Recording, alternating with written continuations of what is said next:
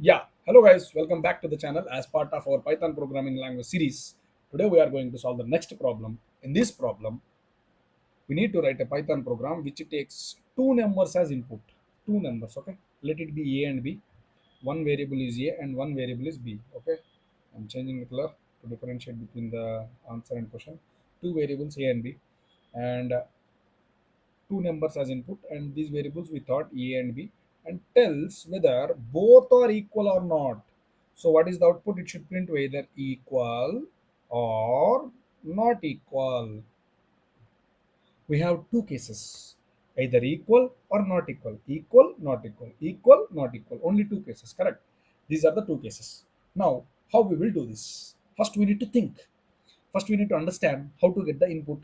What is the input? Input is two variables A and B.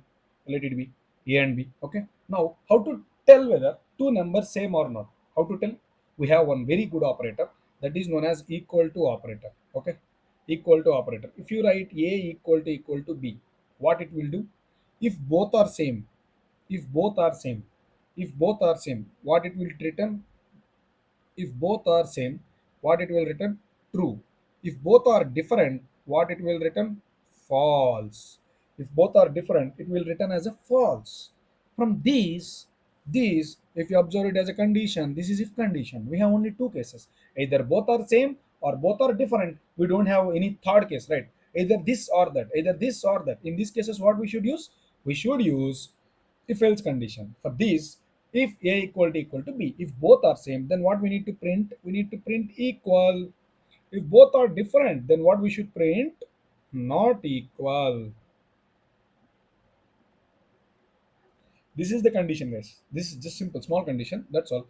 This problem we have solved. Now, how to write the code? First, we need to take the input. So that I am using a variable. A is equals to int of input of. Why? Because it is an integer. A is a number. They told A is a number. Correct. So that A is an integer. Next, B. B is also one more integer. So that I am using B is equals to int of input of. Now, B is also one more integer. Now, what I should do? If A equal to B, both are same, then what I should do? Print equal.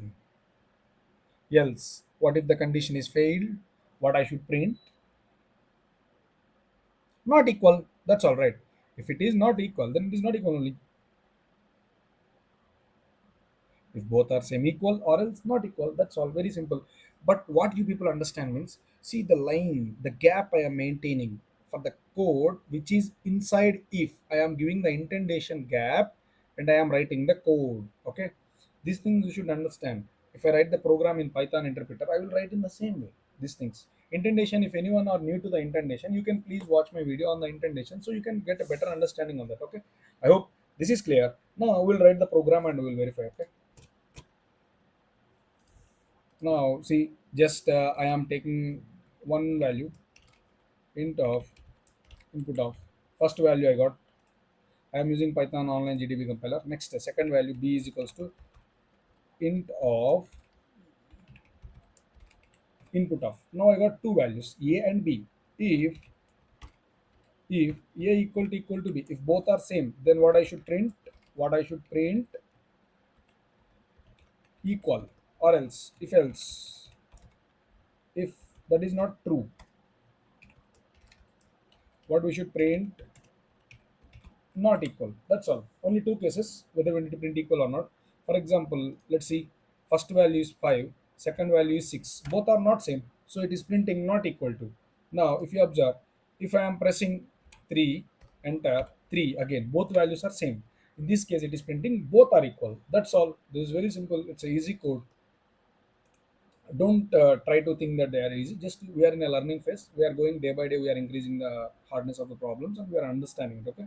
We are in a learning phase, okay?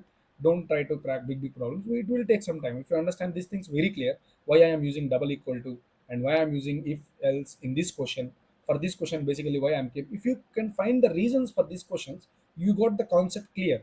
Then if you get faced with a big problem, easily you can solve it, okay? Don't focus on the problem, just understand what the reasoning I am providing and why I'm using double equal to like this, okay? I hope you guys understand this. If you understand something and if you felt you feel that confident that this question I understood, Please give me one comment, guys.